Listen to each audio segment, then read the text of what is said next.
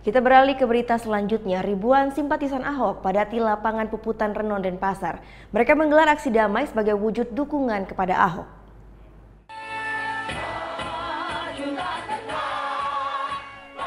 Kamis malam, ribuan lilin dari para simpatisan Ahok menerangi area lapangan Puputan Renon Denpasar. Dengan menggunakan pakaian serba hitam, mereka menggelar aksi ini atas keprihatinan dan rasa solidaritas atas dipenjaranya Ahok dalam kasus penodaan agama.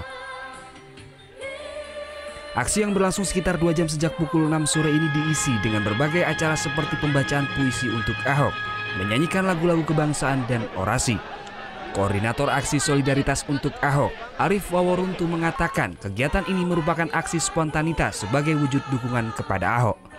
Ya, jadi kita menghormati hukum yang berlaku tapi sebagai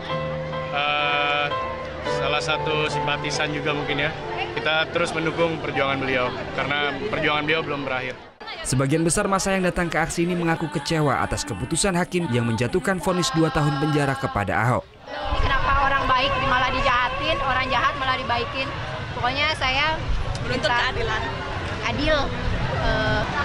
Saya merasa Indonesia sudah kehilangan jati diri, selama ini kita sudah diam terhadap banyak kebohongan publik gitu. Nah, sekarang kita butuh sosok yang sudah adil dan tidak korupsi. Aksi ini ditutup dengan pembacaan Pancasila. Usai menggelar aksi, ribuan simpatisan pun membubarkan diri dengan tertib. Surya Sanjaya melaporkan untuk NET.